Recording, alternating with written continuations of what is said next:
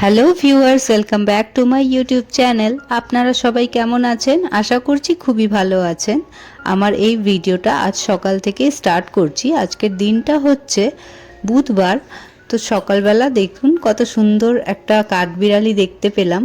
ছাদে যখন এলাম তখনই আমি চোখে দেখতে পেলাম। এটা অ্যাকচুয়ালি আমাদের ছাদের নিচে ছিল, আর যেই আমাকে দেখলো সেই পালালো, দেওয়ালের উপর দিয়ে বেয়ে বেয়ে, গাছের উপর দিয়ে বেয়ে আবার চলে গেল কোথায় কে জানি, আর খুঁজে পেলাম না।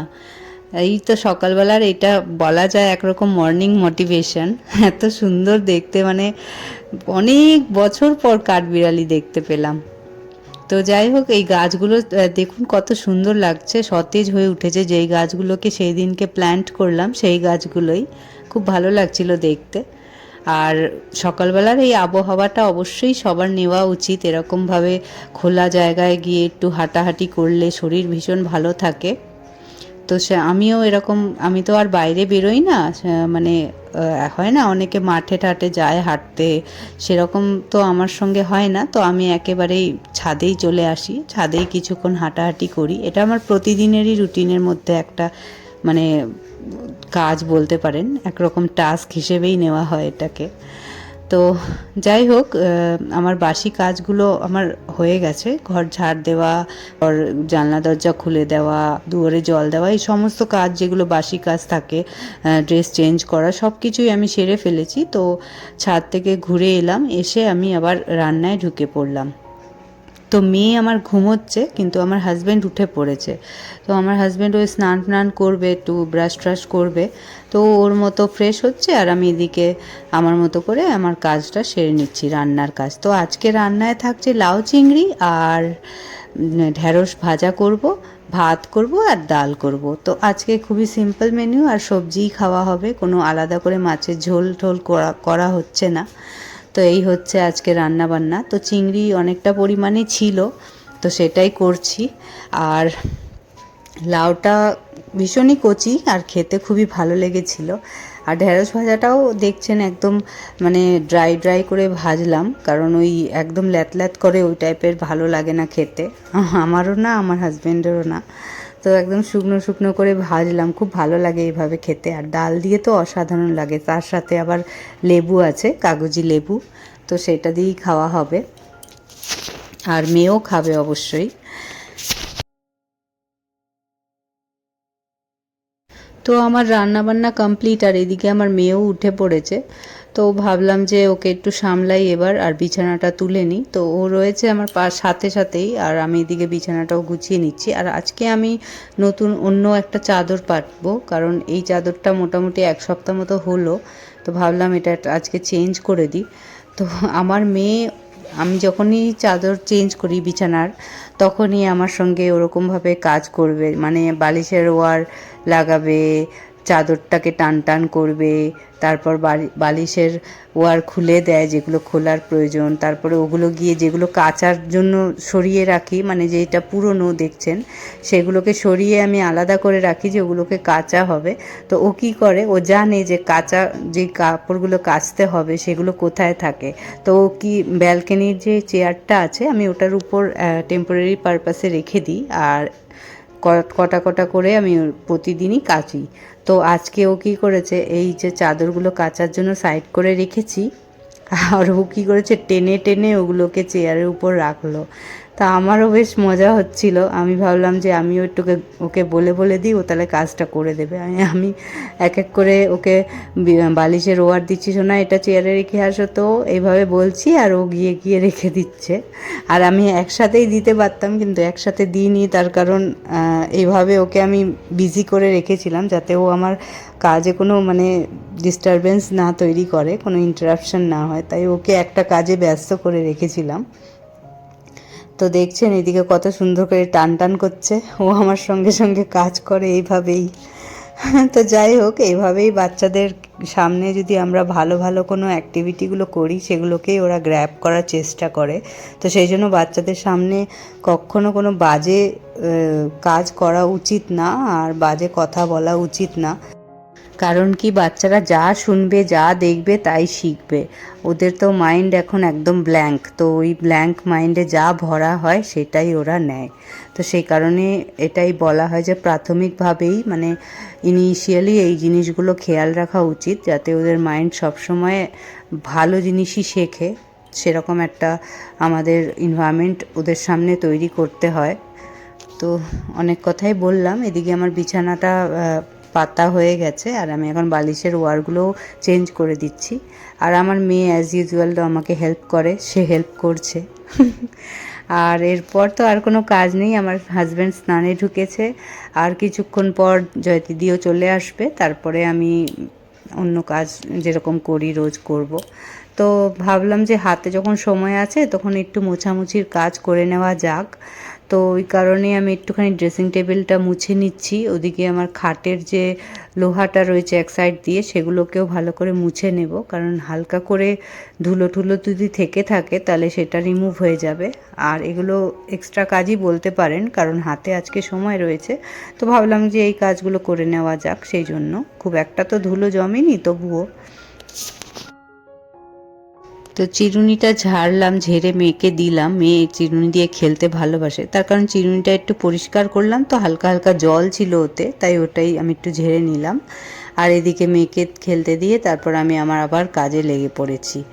তো মেয়ে ওর মতো খেলছে, আর যেখানে আমি যাই সেখানে সেখানে ও থাকে। দেখুন, আমি ড্রেসিং টেবিলের পাশে ছিলাম, ও আমার সঙ্গে ছিল, আবার আমি এই সাইডে এসছি, ও আমার মানে আমার পেছন ও ছাড়ে না, আমি যেদিকেই যাব যেই ঘরেই যাব সেই ঘরেই আমার পেছন পেছন যাবে, এই করে ও। তো যাই হোক, ঠিক আছে, কোনো রকম কোনো ডিস্টারবেন্স তো তৈরি করছে না, আমার সঙ্গেই রয়েছে। আর এই যে খেলনাটা, এই খেলনাটা আমার বান্ধবী দিয়েছে ওকে, মিউজিক্যাল যে ইনস্ট্রুমেন্টটা দেখছেন, তো সেটা খুব সুন্দর গান বাজে, মানে মিউজিক, গান নয় মিউজিক। তো আমার মেয়ে এটা দিয়ে খেলে, তো খেলতে খেলতে কী করে, ওই যে পিয়ানোর রিডগুলো রয়েছে না, ওগুলোকে খুলে ফেলে, খুলে দিয়ে আঙুল ঢুকিয়ে দেয়, তো অনেক সময় আঙুলটা আটকে যায়, তো আমি ওকে তাড়াতাড়ি করে ওটা ছাড়িয়ে দিই, তো সেরকমই আজকেও হয়েছিল। তো এই জিনিসগুলো খেয়াল রাখতে হয়, তবে এটা খুব সুন্দর বাজনা, এটা দিয়েও খেলে খুব ভালো, সেই জন্য ওকে দিয়ে রাখি। আর খুব একটা ক্ষতি করে না, তাই জন্য আমি অতটা টেনশনও করি না এটা নিয়ে। তো যাই হোক, আমার স্নান টান হয়ে গেছে, আর আমার হাজবেন্ড অনেক আগেই অফিসে বেরিয়ে গেছে, তো এখন আমি চলে এসেছি জামা কাপড় মেলতে। তো ভালো করে আজকে স্নান করলাম, বাথরুমটাও পরিষ্কার করলাম, হাতে সময় থাকলে না অনেক কাজ হয়ে যায়, তো আজকে অনেকটাই সময় ছিল হাতে, আর্লি সব কাজ হয়ে গেছে, তাই তো ভাবলাম বাথরুমটাও সুযোগ নিই, সব পরিষ্কার করি, তারপর পরিষ্কার করে মাথাটাও ঘষে নিলাম, দিয়ে এখন কাপড় মেলতে এসছি, মেলে দিচ্ছি। এখন মেঘলা দেখছেন ঠিকই, কিন্তু আজকে বৃষ্টির কোনো সম্ভাবনা ছিল না, সেই জন্য আমি রিস্ক নিয়ে কাপড় মেললাম। আমি জানি বৃষ্টি মেঘলা ওয়েদারটা আবার সরে গিয়ে রোদ আসবে, কারণ আকাশে মেঘটা না রোদ্দুরের উপর পড়ছে ঠিকই, কিন্তু পুরো আকাশটা ঘিরে নেই, সেই জন্য আমি জানি যে আবার রোদ দেখা দেবে, সেই জন্য নিশ্চিন্তে আমি কাপড় মেললাম। তো এবার ক্লিপগুলো লাগিয়ে দিয়েছি, আর এবার গিয়ে আমি পুজোটাও দিয়ে নেব। তা আমার মেয়ে না সবসময় একটা জিনিস করে, পুজো যখনই দিই না, তো আমি যখন ধূপকাঠি দেখাই সারা ঘরে, ও বায়না করতে থাকে যে ও আমার সঙ্গে ধূপকাঠি দেখাবে, তো সেই কারণে প্রতিদিন এইভাবে আমি ওকে কোলে নিয়ে হোক বা দাঁড়িয়ে থেকে হোক এইভাবে ধূপকাঠি ঘুরিয়ে দিই। তো বেশিক্ষণ না, জাস্ট 5-10 সেকেন্ড ওর সঙ্গে এরকমভাবে একটু ধূপকাঠি দেখিয়ে দিলে ও নর্মাল হয়ে যায়, আর বায়না করে না, তো এইটুকুই চায়, তাই আর আমি না করি না। প্রতিদিনের কাজ এটা, ও যখনই দেখবে ধূপকাঠি, আর শুধু পুজোর সময় নয়, সন্ধে দিই তখনও ও ধূপকাঠি দেখলেই এরম করে। তো জামা কাপড় আনতে গিয়ে দেখেছিলাম রেনবো, এত সুন্দর লাগছিল, তাই ভিডিওটা করলাম। আর জামা কাপড়গুলো ভাঁজ করে নিচ্ছি, আর এই ভিডিওটা আপনারা পুরোটা দেখবেন, কিন্তু আমার ভালো লাগবে, আর আশা করছি এর পরের যে ক্লিপসগুলো আসবে সেগুলো আপনাদেরও খুবই ভালো লাগবে, এখনও অনেক কিছু দেখার আছে, তাই আপনারা কন্টিনিউ করতে থাকুন। আর আমি জামা কাপড়গুলো ভাঁজ করে নিই, তারপর আবার আপনাদের সঙ্গে দেখা করছি।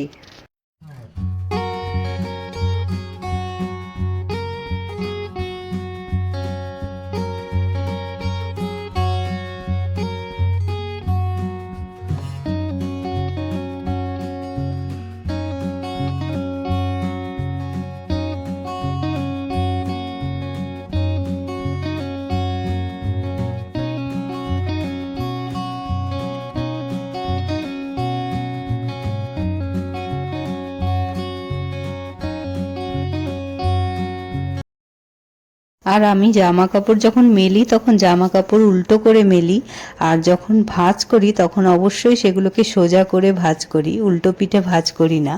তো এটাই আমি ফলো করি সব সময়। তো হাজবেন্ডের দুটো প্যান্ট ছিল, একটু সেলাই খুলে গেছিলো, তো সেগুলোকে সেলাই করে নিচ্ছি। আর তারপরে না কয়েকটা জামা কাপড় আয়রন করব।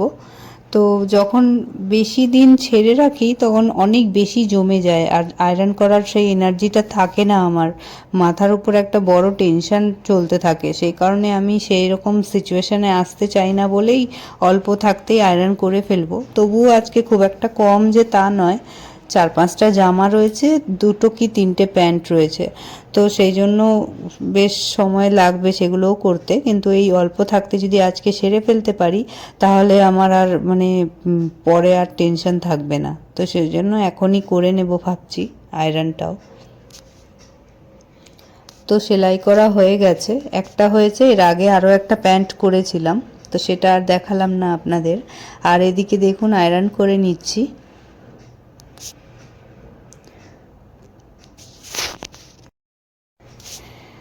তো বেশ কটা জামা কাপড় ছিল, তো সেগুলো সব আয়রন করা হয়ে যাবে। তারপর একবার গুছিয়ে আমি যেখানে থাকে সেখানেই আলমারিতে রেখে দেব।